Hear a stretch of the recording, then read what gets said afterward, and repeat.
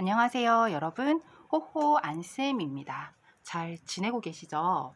이번 시간에는 여러분들과 함께 도덕성에 대해서 한번 알아보려고 합니다.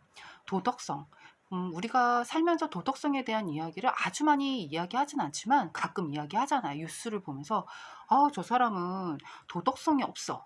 라고 이야기를 하기도 하고, 지하철이나 건널목, 뭐 이런 밖에서 사람들의 어떤 행동을 보면서 도덕성이 좀 부족한 것 같아 라고 이야기를 하기도 합니다. 그렇다면 여러분, 우리 이제 도덕성이 무엇인지 한번 알아보면 좋을 것 같아요. 도덕성이란 무엇일까요? 쉽게 얘기하면 좋고 나쁨 혹은 옳고 그름을 판단하는 양심입니다.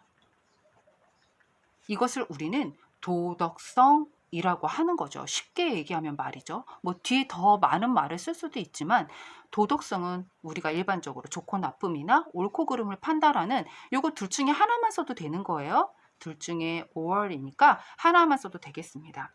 이런 도덕성에 대해 다양한 발달 이론이 있는데요. 발달 이론은 우리가 크게 세 가지로 나누어서 설명할 수 있겠습니다. 먼저 정신분석 이론. 전신분석 이론에서는 어떤 것 때문에 옳고 그름을 판단할 수 있다고 앞에서 발달해서 여러분들 공부를 하셨나요? 네, 맞습니다. 바로 초자아 때문에 초자아가 점점 발달하면서 우리는 양심도 생기기도 하고 그 다음에 자아 이상도 생기잖아요. 바로 이 초자아로 인해서 도덕성이 발달한다고 보는 정신분석 이론이 첫 번째 있고요. 두 번째는 뭐 사회학습 이론이라고도 하고 학습 이론이라고도 하고 이건 책마다 좀 다르긴 하던데 행동주의라고 표현을 하기도 합니다. 여기에 보면 어떤 것을 모방하기도 하고 모발 강화라고 했었잖아요. 우리 행동주의 사회학습 이론에서는 사회학습 이론은 특히 반두라가 대표적인 학자였고 모발 강화라고 했었죠. 모방과 강화가 이루어지고 사회학습으로 특히 강조를 한다며 관찰이라는 것이 드러나더라. 만약에 행동주의로 좀 핵심을 주고 싶다면 모방과 강화만을 언급을 하겠죠. 이런 것들을 통해서 도덕성이 발달을 하더라라고 이야기를 하고 있습니다. 그리고 인지이론. 뭐 인지발달 이론이라고도 설명할 수 있죠. 인지이론에서는 어떻게 얘기를 하냐면 삐아제 하면 딱 인지가 떠올라야 되고 인지라고 이야기를 인지발달의 대표적인 학자 하면 삐아제를 생각해야 돼요. 삐아제는 어떤 것을 강조했던 학자일까요? 바로 사고, 이 인지를 강조했어요. 놀이에서도 삐아제의 이야기를 하면은 놀이하고 인지하고 즉 사고하고의 관계 속에서 사고가 더 중심이 돼서 놀이를 이끈다라고 이야기를 하면 되고요. 언어 같은 경우에서도 삐아제는 인지가 언어를 이끈다라고 얘기했어요. 그렇다면 도덕성에서는 인지가 무엇을 이끌겠습니까? 맞습니다. 도덕성에 관련된 어떤 행동을, 어떤 것을, 그쵸? 무엇을 바로 인지가 이끈다, 사고가 이끈다라고 생각하면 되겠습니다. 즉, 도덕성도 무엇이 발달해야 사고나 인지가 발달해야 도덕성도 발달할 수 있다라고 생각하는 거예요. 인지이론 어떤 건지 아시겠죠? 인지가 우선이 되는 거예요. 네, 이렇게 해서 이제 생각해 본다면 이 인지이론에 대해서는 세 명의 학자를 우리가 생각해 볼 수 있겠습니다. 먼저 대표적인 학자죠. 인지하면 누가 제일 대표적이었죠? 삐아제였죠. 삐아제 같은 경우는 특히 어떤 것을 이야기했냐면요. 이건 외우셔야 돼요. 합리적인 판단 능력이다 라고 이야기하면서 합리적인 판단 능력에 따라서 도덕성을 구분하였습니다. 그쵸? 하지만 삐아제보다 그 이후에 나왔던 또 다른 학자, 도덕성을 언급한 학자가 누구였죠, 여러분? 그쵸. 콜버그였죠? 바로 콜버그라는 학자는요. 삐아제는 어떤 판단할 수 있는 인지 능력을 강조했지만 콜버그라는 학자는 어떤 이 도덕성에 대한 구분할 수 있는 능력을 뭐라 그랬냐면 판단의 근거나 이유로 도덕성을 구분할 수 있다라고 이야기했어요. 삐아제는 합리적인 판단 능력에 따라서 구분할 수 있다라고 이야기를 했고, 콜버그는 판단 근거나 도덕성에 대한 어떤 이유에 따라서 도덕성을 구분할 수 있다, 나눌 수 있다라고 이야기를 한 거예요. 뿐만 아니라 비고치키도 나오거든요. 그런데 비고치키는 사실 아주 중요하지 않아요.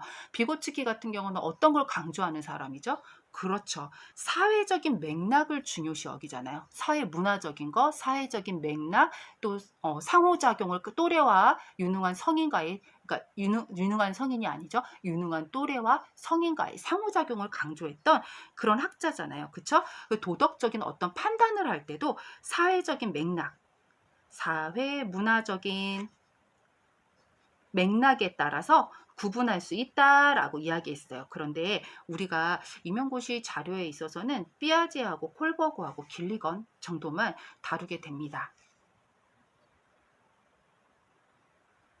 그럼 우리 이렇게 한번 나누어서 설명을 해보도록 하겠습니다.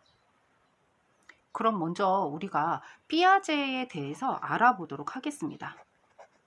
삐아제 같은 경우는 전도덕기도 있지만 사실 그 전도덕기는 별로 중요하지가 않기 때문에 그것보다는 우리가 이렇게 나누어서 일단 타율적 도덕성, 그 다음에 자율적 도덕성에 대해서 구분을 할 수가 있습니다. 이렇게 한번 나눠보도록 할게요.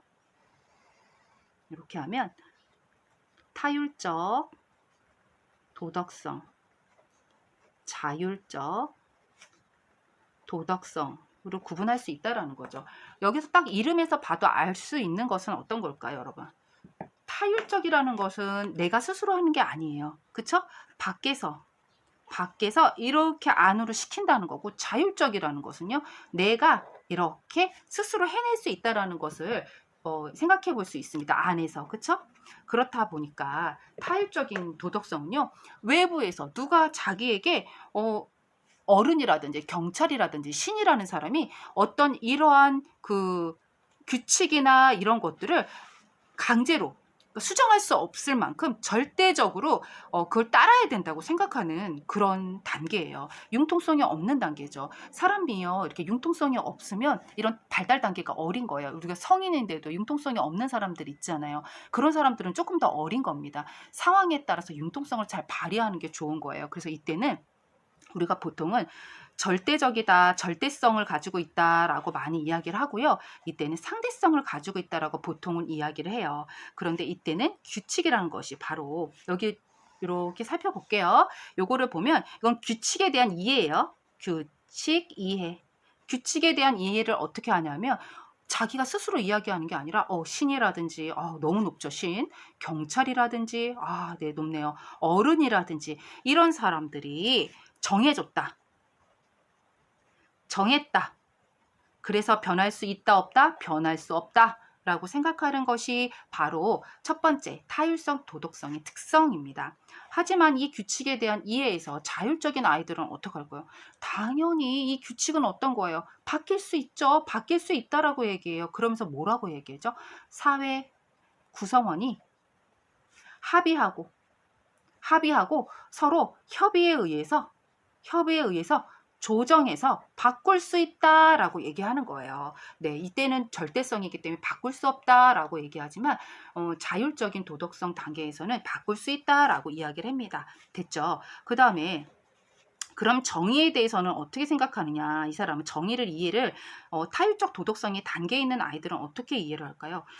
네, 맞습니다. 어떤 잘못한 것을 판단할 때는 말이죠. 이건 정의라고도 하지만 어떤 판단이라고도 생각하면 더 쉬울 것 같아요. 판단을 할 때는 결과만 보고 판단하더라라는 거예요. 결과만 보고 판단하더라. 하지만 자율적인 도덕성에 속한 아이들은 결과는 당연히 보지만 이거 플러스 의도도 같이 보더라라는 거예요. 되게 달라졌죠. 의도를 안다는 것은 그 사람의 입장이 되어서 왜 그렇게 했는지를 추측해 본다는 거예요. 인지가 발달해야지만 될 수 있는 거죠. 즉 그러니까 이게 더 낮은 인지고 인지가 발달하면 자율적 도덕성의 단계로 넘어간다는 이야기입니다. 그렇죠? 그다음 벌에 대해서는 그럼 어떻게 이해할까라고 한번 보니까 벌은요. 이렇게 외우면 좋을 것 같아요. 속상하다 이렇게 외우면 좀 쉬워요. 속죄적 처벌, 상호적 처벌을 합니다. 속상하다 외우면 돼요. 상호적 처벌. 속죄적 처벌이라고 한다는 것은 말이죠. 어떤 죄의 경중에 상관없이 죄의 크기를 좀 우리가 수준 높은 말로 경중이라고 하는 거예요. 경중, 가볍고 무거운 정도, 죄의 크기에 상관없이 벌을 준다라는 거예요. 그럼 이게 지금 이런 얘기죠. 사탕 하나를 몰래 먹은 아이와, 그쵸? 사탕 하나를 몰래 먹어서 죄를 지은 사람과, 그리고 다른 사람의 다이아몬드를, 아니면은 뭐 루브르 박물관 같은 데 가서 명화를 훔쳐온 사람하고 벌을 똑같이 받는데요. 그러면 어떻게 되겠어요? 이게 공평할까요? 공평하지 않잖아요. 그쵸? 이런 것들을 아직 모르는 단계라는 거죠. 타율적인 도덕성인 아이들은 말이죠. 하지만 자율적인 도덕성의 단계로 가면은요. 왜 그렇게 해야 돼? 죄를 지은 죄의 내용에 따라서 벌을 받아야지 라고 이야기합니다. 따라 벌을 받자라고 이야기를 합니다. 그래서 죄의 내용이, 예를 들어서 유리를 깨트렸다면 유리창에 대한 보상을 해줘야 될 것이고, 그쵸? 동생의 책을 찢었다면 동생의 책을 붙여줌으로써 서로 다른 그에 맞는 벌을 받아야 되는 게 맞는 거지라고 생각하는 단계가 자율적인 단계가, 도덕성의 단계가 되겠습니다. 그런데요, 특이한 게 있어요. 아이들은 전환적 추론하고도 좀 약간 관련이 있는 것 같긴 한데, 삐아제니까 말이죠. 삐아제는 유아기의 특성 중에 전환적 추론이 있었잖아요. 여기에는 내재적 정의라고 그래가지고요, 여러분.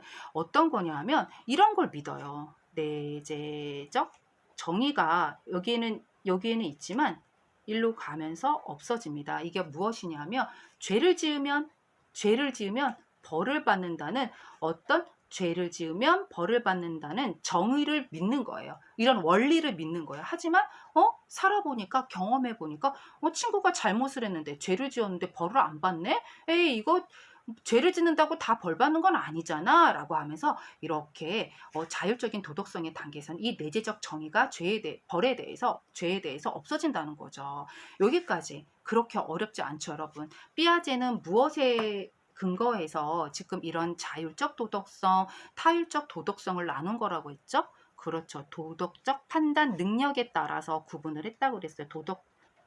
도덕적 판단 능력에 따라 이렇게 구분을 했더라라는 것입니다. 여기까지 별로 어렵지 않았을 것이라 생각합니다. 삐아제에 대해서는 여기까지 마무리를 하고, 다음 시간에는 콜버그에 대해서 함께 알아보도록 하겠습니다.